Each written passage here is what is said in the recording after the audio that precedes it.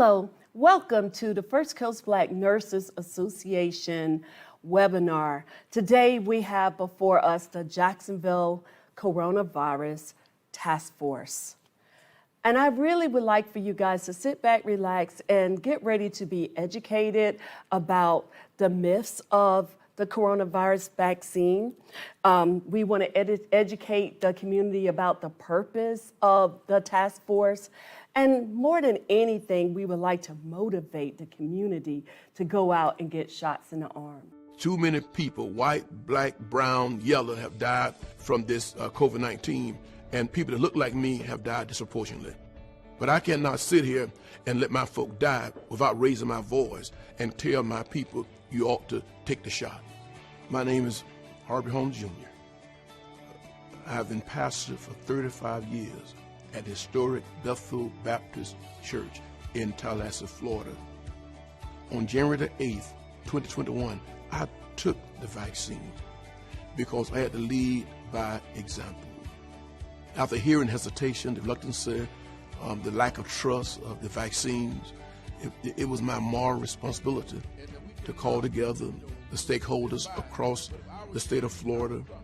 It was our job to say to our people, hey, this is a movement. We want to encourage you to understand that these vaccines work. We were able to open up one of our facilities as a trusted venue, and people came in great numbers and still want to come. The Bible says, my people are being destroyed because of lack of knowledge. It is my job to get the word out there, to educate, engage all people that these vaccines are working. Don't be reluctant. Trust the science, trust your God, and take the vaccine.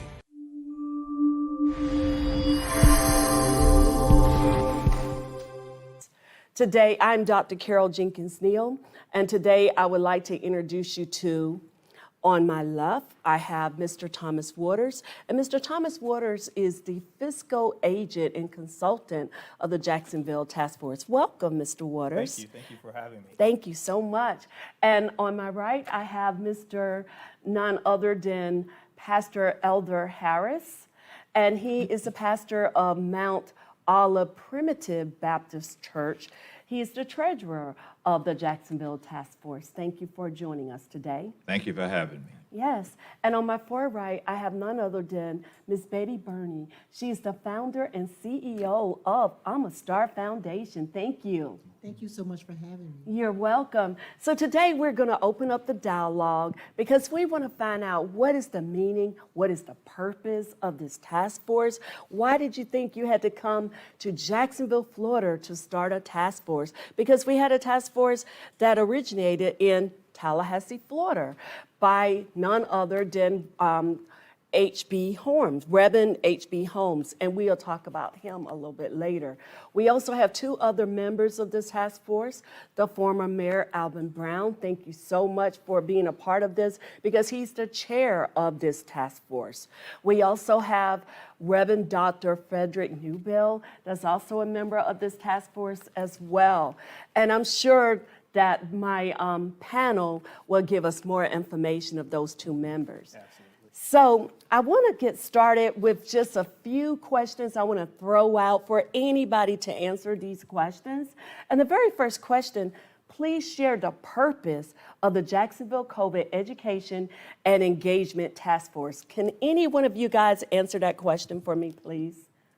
The purpose of the Jacksonville Coronavirus Education and Engagement Task Force, as it sits right now, is to try to educate, to try to engage the people of the community that is where we see a majority of vaccine hesitancy, people not becoming vaccinated, and they're dealing with the myth that is going forth through the community. So what we wanted to try to do was gather trusted voices to share the information so that people may know what it is that we are dealing with, and because of our community seems to be the left out the least sometime, to get the information, we wanted to make sure that we got our community Love the way you answered that. And I have one last question for anyone on the panel. What type of outreach programs do you guys have to ensure the task force vision? Because you guys have a wide vision. So what type of outreach programs, have you had any type of events or different things like that to get the information out in the community? Could you answer that, Ms. Bernie? Yes, I most certainly can. We've tried to be as creative as we can for the outreach because we know that we have to reach all sectors of our community. The first thing that we wanted to do was to make sure that we found a way to bring healing to our community. Yes. There have been a lot of deaths in our community, a lot of sickness, and we wanted to bring healing, so we provided what was called a day of unity, hope. Awesome. That's a mighty word, Yes, hope. it is. And it was an outreach to all individuals who had lost a family member to COVID. It was a solemn occasion, but it was also a healing occasion. And we have upcoming also a day to recognize those individuals who've been on that COVID front line, nurses, doctors, educators, and those in the armed forces, police and fire. Thank you so much. You got to have outreach programs in order to ensure the vision, to get the information to the people. And I think that's very important. Thank you very much. So at this point, I would like to segue to Ms. Betty Burney. I just have a few questions for you, but first, let's tell the audience a little bit about you. So Ms. Betty Seabrook Burney, she's the founder and executive director of the Star Foundation, is an award-winning foundation committed on empowering and equipping youth to transform themselves into solution-oriented leaders in their schools and respective communities. Ms. Betty Burney is the former Duval County School Board member. She joined the school board in 2004. She was a two-time board chair from 2006 all the way to 2011. She was a two-time vice chairman also from 2005 to 2010. At the end of her term as chairman of Duval County, she achieved the distinction of having all chronically low-performing schools exit the state of Florida's intervene list. Good job on that. Thank you. So Ms. Burney serves as a consultant for the Center for Reform of School Systems, where she works with school boards and superintendents to provide technical assistance on governance strategies and practices. Well done. Thank you. Yes, we need to have someone like you fighting for the children, serving on the school board to make sure everything is correct. And that's really good because we have someone like you on this task force fighting for the community, for the children, the adults, and the older adults to make sure that everything is correct and succinct, and also to make sure that people can get shots in their arms. So well done. So my first question for you would be, can you share with us your views on how COVID has shared the landscape of school-age children? COVID-19 has been devastating to a lot of school-age children. Yes. You know, we can see the deaths, that those are things that you see on television. We can also see, you know, the illnesses, those who have been hospitalized, et cetera. But what we can't see is what's happening in our young people's minds. Yes. Many of them have developed a lot of mental health issues with regards to the fact that they were home and not in school, so they felt the That's true. isolation. Yes. Many of them saw their grandparents die, their parents die, and some of them are afraid to go back into the schools. This affects them academically. Many of, especially children of color who were out and not able to go to school, they've lost a lot of Yes. their academics. Yes. And so it's impacted them on a mental health field. In addition to that, several young kids themselves have gotten COVID. So physically and mentally, they've been affected. That's amazing. Just 2 months ago, the First Coast Black Nurses, we did a webinar on mental health and suicide prevention in the midst of COVID. We just did that, and I was amazed at the increase of suicide because, like you said, they're accustomed to they're social beings, and they're accustomed to interacting with others, and now all of a sudden you're home stuck on a computer screen. That's a major difference. It is. Yes. It is. And so hopefully one of the things that the task force will do is to ensure that the young children now can get vaccinated. We're going to make sure that we push that so that they can get back to some sense of normalcy. That's true. So my second question, what are your views on how the school systems has handled this with the children? Like you said, we have some children with mental issues. I just spoke about kids who have actually committed suicide. Some, unfortunately, have successfully. Some tried, some didn't. I mean, what are your views? I honestly think that the school board and superintendent, especially the superintendent, I can say this personally, has worked very hard to ensure that the mental health is taken seriously. I can remember just a few months ago, she did a webinar with students in the Amastar Foundation. Yes. Talking to them about, what things the school district was going to do. With regards to that, she has a team around her who's doing some things. And then in addition to that, the school board has really looked at trying to make sure that those masks are worn. Yes. And I know that there may be a change in the seascape right now, but they took a very bold step in saying we're going to make sure that those masks are worn, regardless of the political landscape that was taking place. I'm so glad you brought that up. So how would you handle it when a student says, Mom, one teacher wore the mask, the other teacher didn't wear the mask. I'm sitting next to one student, he's not wearing a mask, but he is wearing a mask. As a parent, how do you answer that question? What would be your advice for parents that's watching this right now? As a parent, I would say what I would say to my two sons if they were in school: it does not matter what they do, you put on your mask so that you can protect yourselves. Yes, that is very good. And it's really sad, students, they look up to the teachers, so all of a sudden the teacher isn't doing what she's supposed to do, so that's pretty sad. Yes. Okay, well, thank you very much. And my last question for you would be, tell me more about what you guys are doing with the kids. Like you said, you want to get shots on the arms. Are you doing any kind of educational programs with the kids on vaccine hesitancy or anything? I'm glad you asked that question. Okay, me too. Because the state has a youth millennial task force. Yes. And Jacksonville has its Jacksonville Youth and Millennial Task Force. We tested them out with our first event. They've also done 2 or 3 podcasts that are going to be put out with regards to the vaccine. And we will continue to work with them so that we partner with the Florida Times Union to do those outreaches that we do for community conversations. But it's really important now that we can vaccine 5 years and up to get that information to parents. That's good. Do you think there's any way at all they will allow an organization like yourself to perhaps have an educational video to play in the schools at different school systems to educate the children? I think that they will. That's an approach that really needs to be looked into. There's something that they have called Wellness Wednesdays. Oh, I like that. In the school system. Yes. And some of the students in my I'm a Star Foundation have talked about some things that they want to do. They're developing toolboxes to give to youth, but there may be other ways that we can impact from youth to youth and in a youth-centric way, Right. as opposed to adults. Okay. I like it. Thank you so much. I appreciate that. It's a privilege and an honor to serve my community.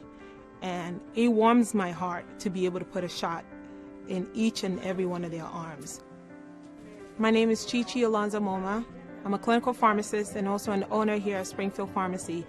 It is my job as a trusted healthcare provider to educate the patients and get them the right information surrounding the COVID vaccine. If you meet them right where they are and explain what the vaccine is and how it can benefit them and how it can help them, it just puts them at ease, empowering them and giving them what they need to make the right decisions. Communities of color have been hit harder with the coronavirus. The COVID-19 vaccine is here to help us. It's here to save lives. And I encourage you to get vaccinated, to get your family vaccinated, because it is better to get the vaccine than to get the virus. The vaccine is very safe, it's effective, it's harmless. With the vaccine, we can stop the multiplication of this virus and save the world.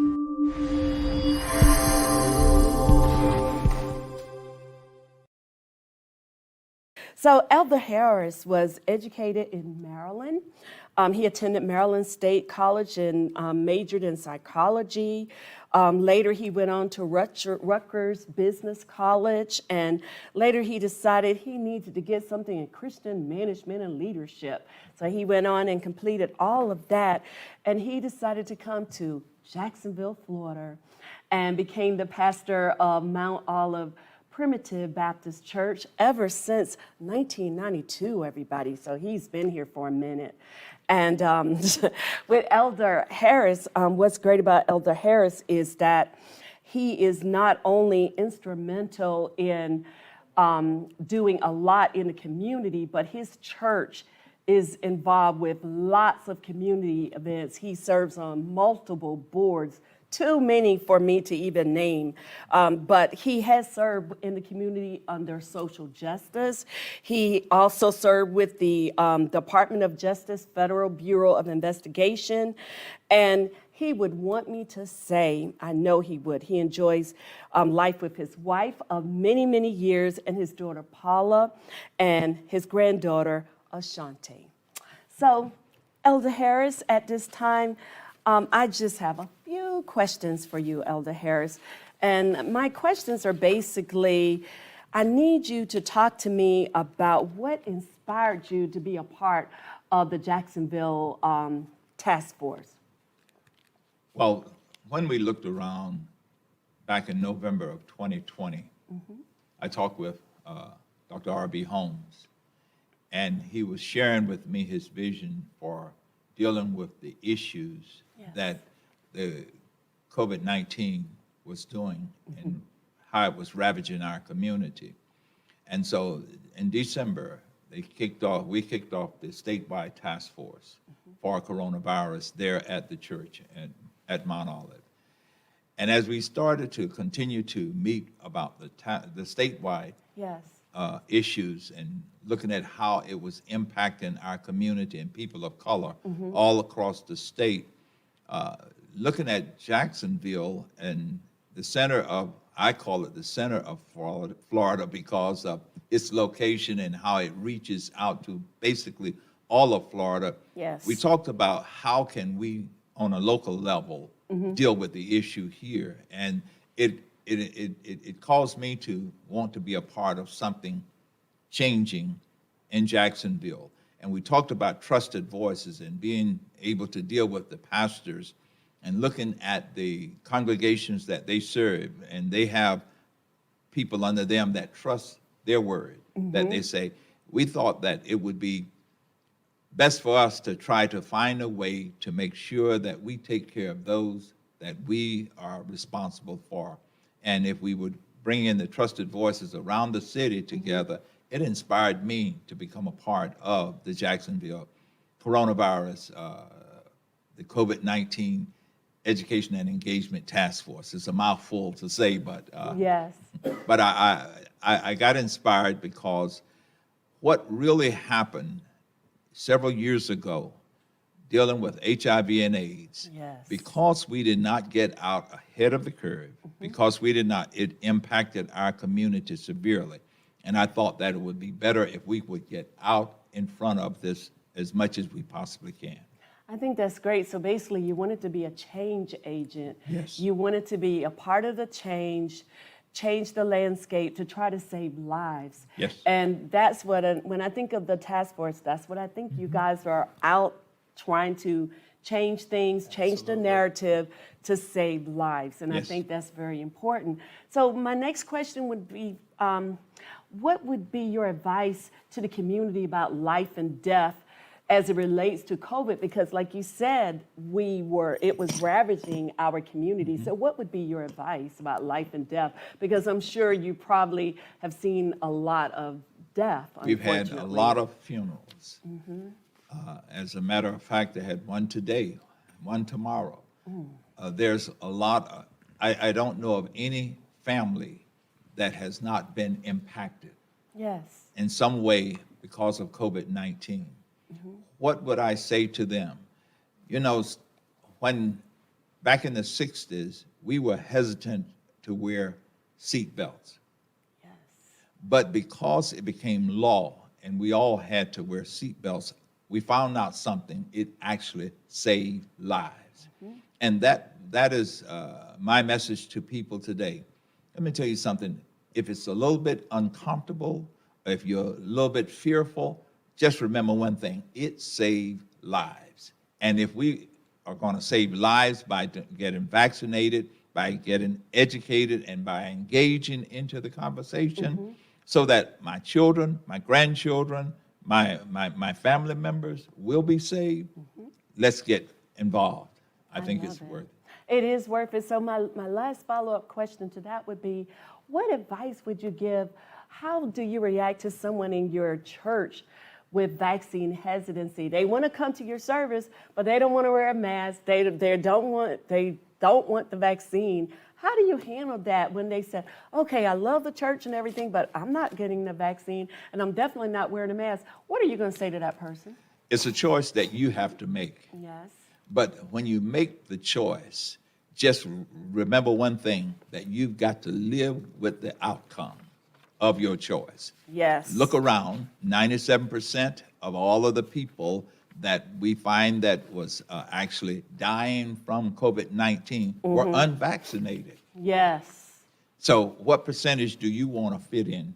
Yeah, there may be a 3% of persons that dying that was vaccinated, but they also had other factors that caused them to die. So I say you can make that choice. I can't make you join the church. I can't make you make a decision to give your life to Christ. But I tell you, there is an outcome. Yes. We have a choice. So, and as I say to them, here, if you come in the church here, we want you to social distance, we want you to wear a mask, and we want you to sanitize in and out. Yes. So I give you the choice. I can't make you, but I can invite you to be a part of something that is successful. I love it. And I think that's a good approach that all of the pastors should use. I mean, let them know, yes, you can still come to church, but you do have a choice. Yes. Because think about it, you don't want them to come to church and infect others, you know? Yeah. So if you're coming to church, you're still gonna have to wear your mask, you're gonna have to sanitize. And social distance. And social distance, and still get the word, but in a safe setting. The only ones that are able to sit together are those that come out of the same household. Got it. That makes sense. That makes sense. Thank you very much, Pastor Harris, for those words of wisdom and pearls of knowledge. And I hope that anyone who's watching that will take hold to some of the things he said. He really gave very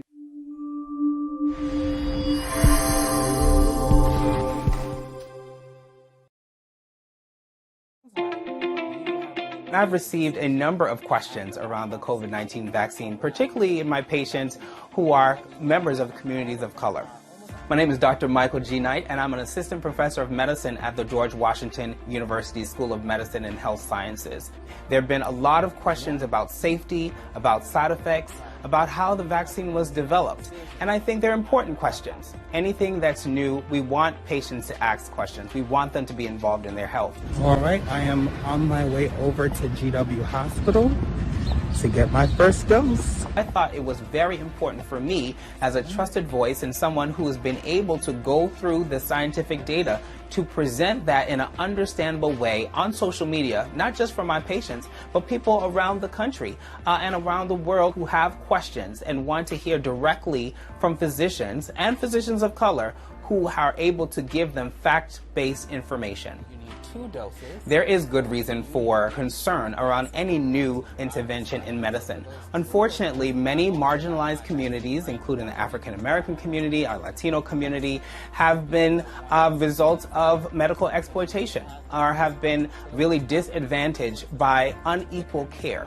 And so it's so important that we know the facts and that we are able to take advantage of something like the COVID-19 vaccine that's effective and that is safe and that is going to save thousands of lives from being lost from COVID-19.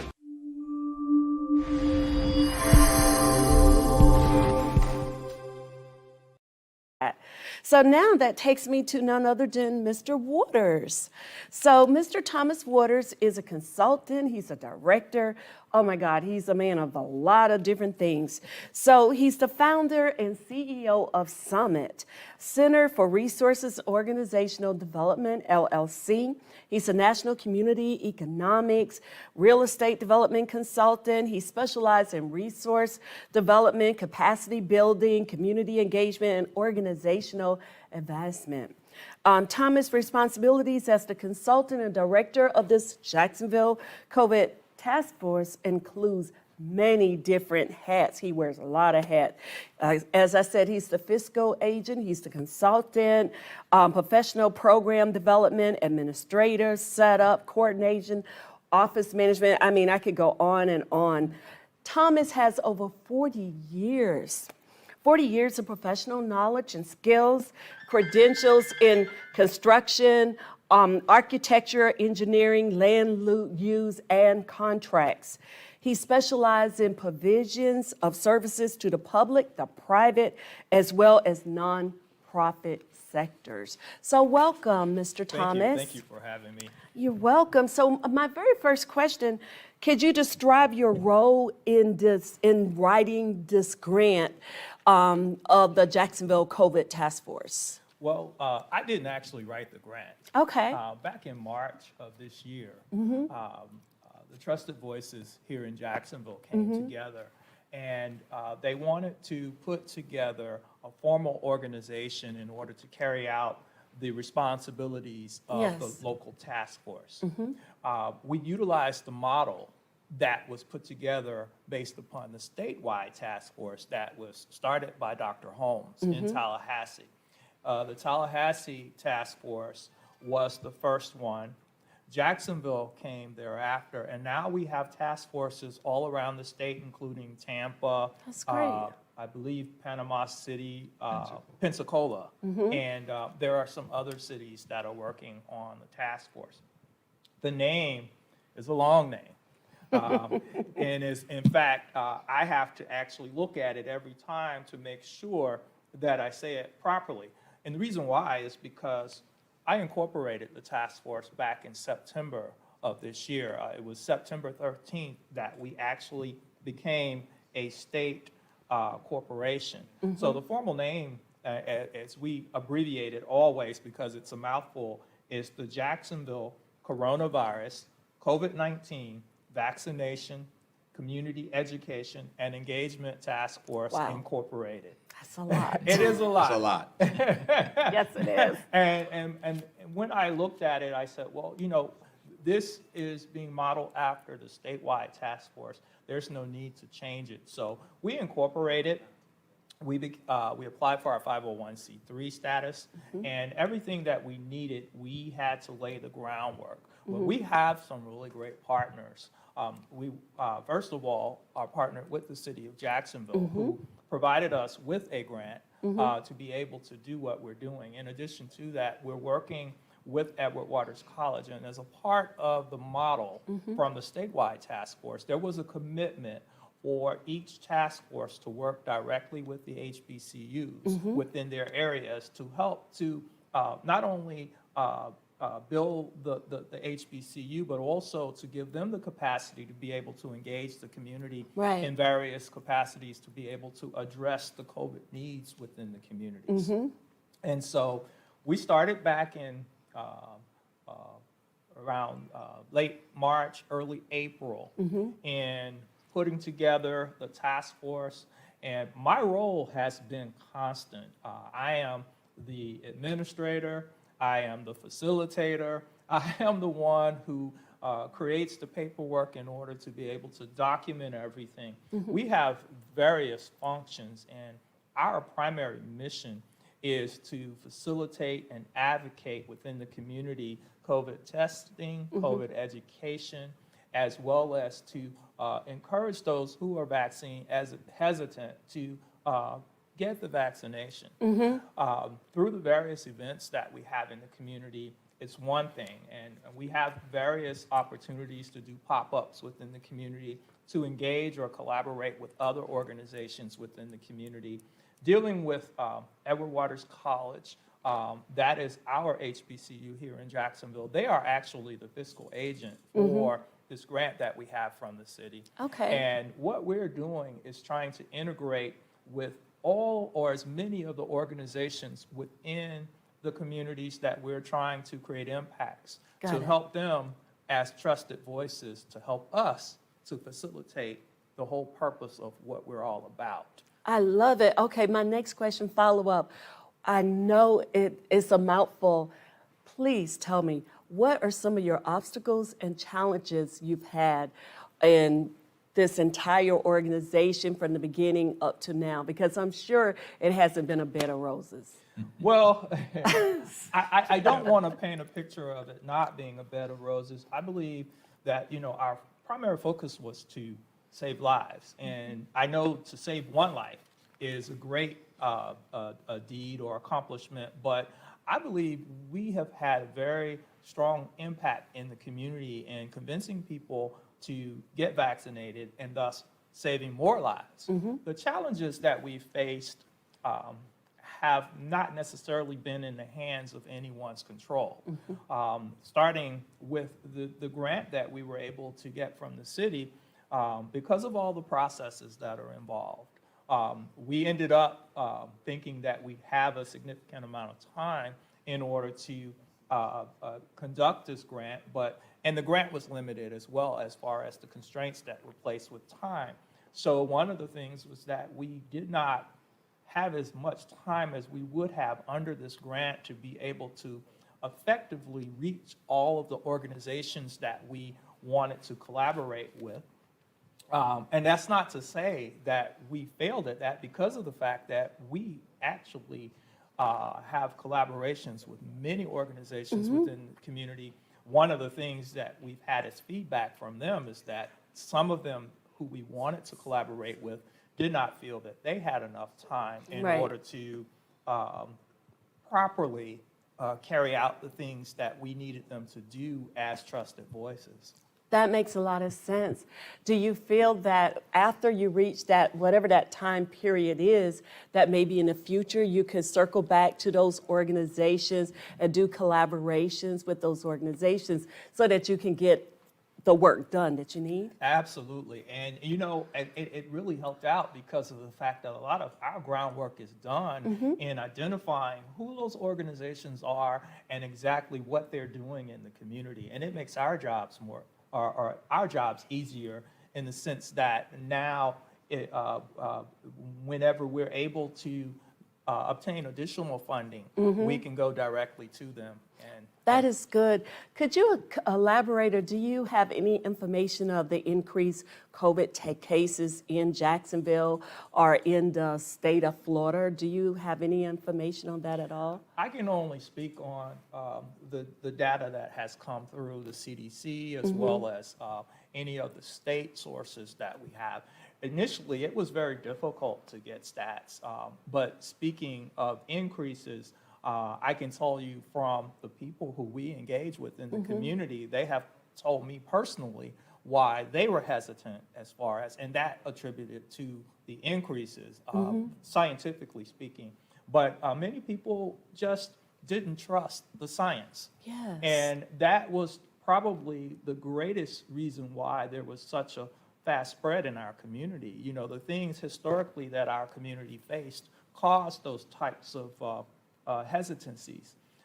Second, you had, with the science developing to fight COVID, the information. We had a lot of false information out there, and part of what the task force is about is dispelling that information. Exactly. The other thing, which might seem simple to a lot of people in other communities, but within our community, access to PPE was a Yes. major obstacle. It just seems simple to be able to go to the grocery store and buy a mask or one of the stores, but if that's not in the budget, and if you're not able to get the proper sanitizing materials, and if, for instance, you're living in a household with an extended family, your grandparents and your parents and children at school age, you're not readily able to social distance. Right. And so all of those things that come into play create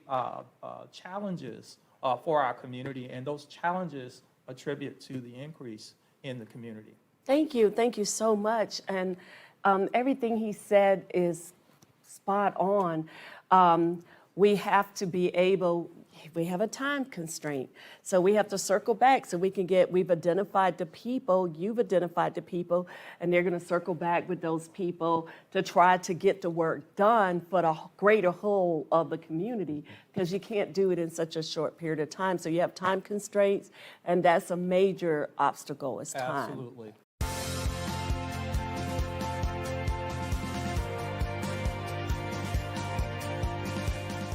I'm Dr. Vivek Murthy, U.S. Surgeon General. A COVID-19 vaccine is a small thing that does a big job. It helps your body protect you from serious illness and hospitalization from a dangerous disease. More than 200 million Americans who already got a vaccine can tell you that FDA-approved or authorized vaccines are safe and highly effective at preventing severe COVID-19 symptoms. So take a small step for big protection. Get your free COVID vaccine today.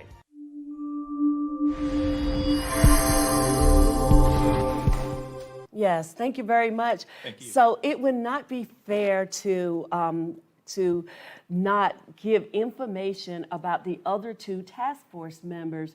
And we have a task force member, the former Mayor Alvin Brown, and we also have Reverend Frederick Newbill. Yes. Could one of you guys, could somebody tell me anything about Reverend Frederick Newbill?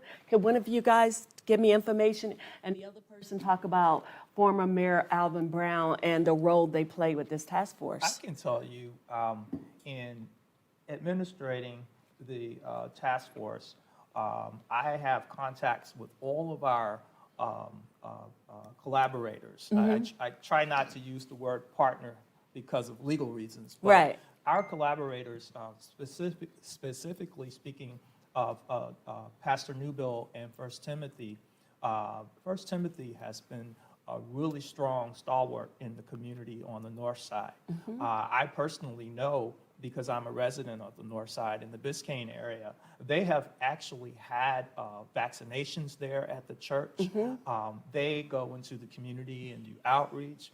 Pastor Newbill has a media platform which he places messaging out there, encouraging people to get tested, to go and get your vaccinations. And through all of those processes, Pastor Newbill has been one of our biggest champions for the task force. And awesome. I'll toss it over to someone else. Okay, someone tell me about Alvin Brown. Alvin Brown is actually the first African-American mayor, yes, Jacksonville, Florida. Okay. That in itself is a feat. Yes, it is. But the other thing that really everyone needs to know is that he has been a champion and a stalwart for this Jacksonville Coronavirus Task Force. Yes. He has worked to lay the groundwork, stayed in the background, but working hard to make sure that that groundwork is there in order for Mr. Waters, in order for Betty Burney, in order for Elder Lee Harris, and for others, Dr. Newbill, to do the work that we've been assigned to do.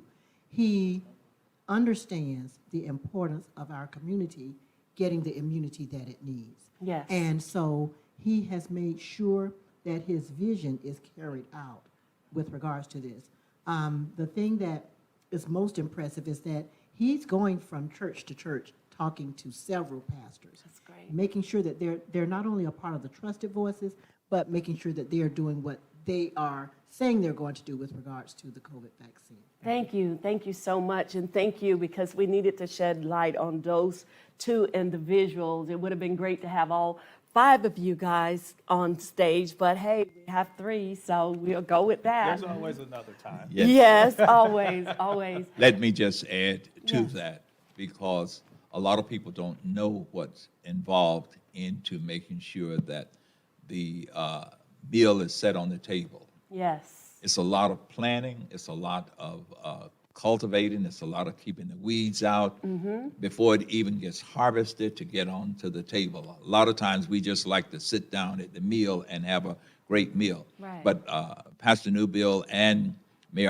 former Mayor Alvin Brown, has been doing a lot of the pulling the weeds and actually cultivating and making sure that we can get a product to the table so that everyone that wants to can enjoy it. I love it. And as Mr. Waters says, the people who are not at the table now, don't worry, we're going to come right back and Yes. circle right back and bring you to the table too, because it takes a village. It takes everybody at the table to get the job done.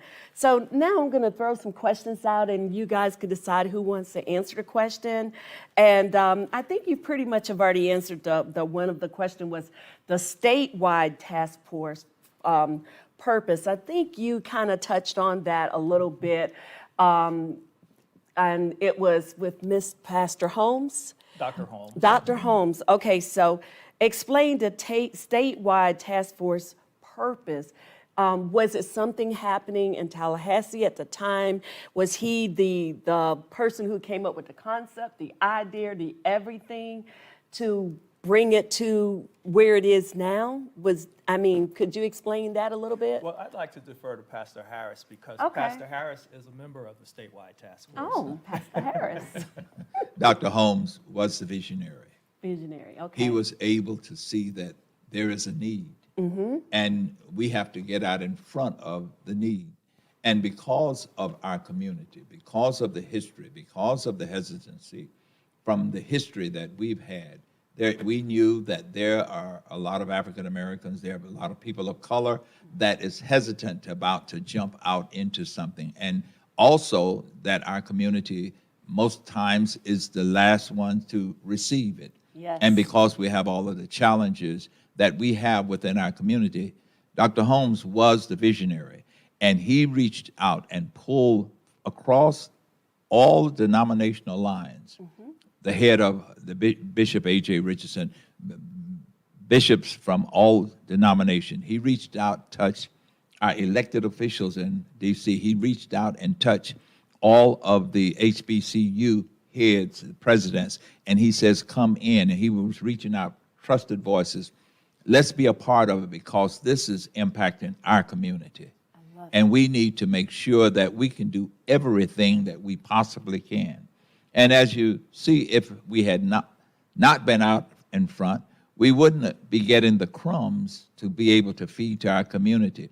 Because there has been a lot of CARES Act money that has been distributed out throughout the community that we have not benefited from. Got it. But so the statewide task force was not just to deal with one particular community, but across the state.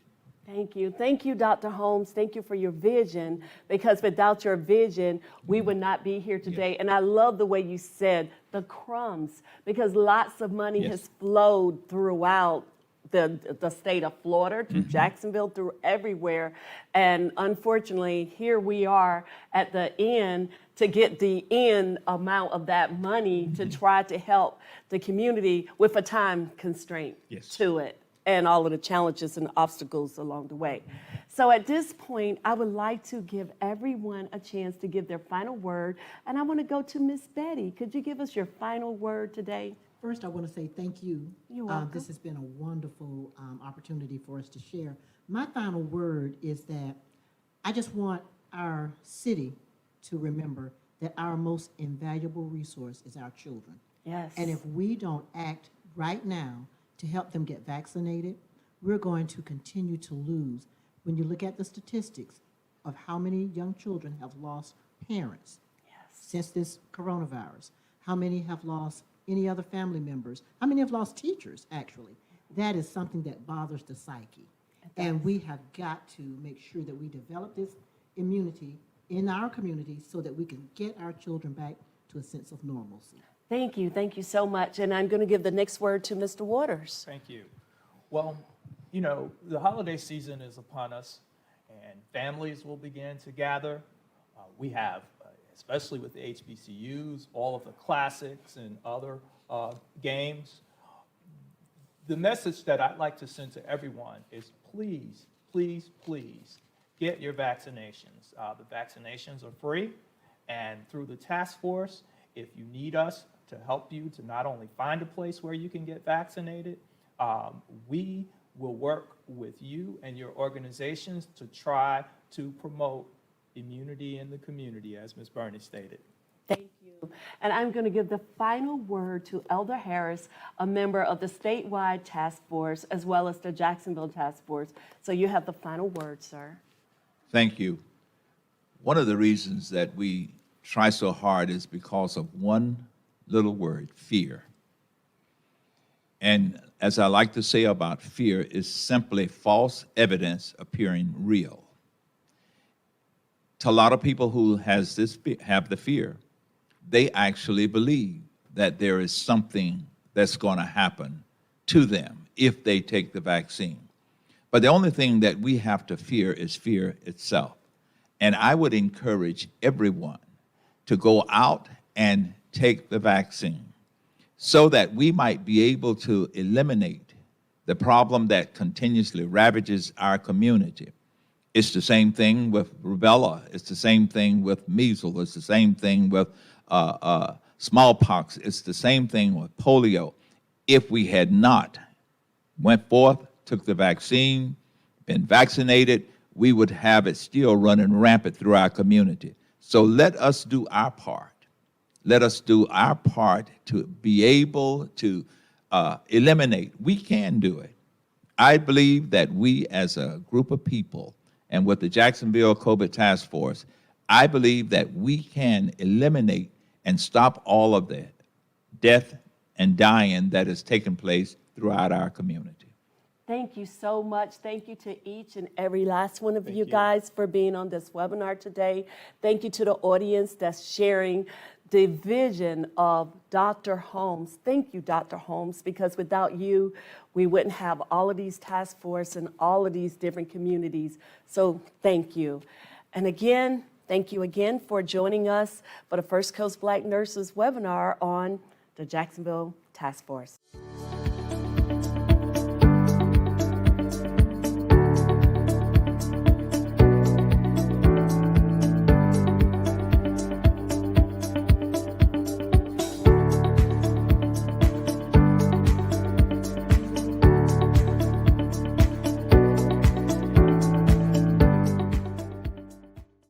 Our communities have struggled. It's time to rebuild and heal. Now, it's time that we follow the trusted voices and get vaccinated. We are the heartbeat of the community. Jacksonville Coronavirus Education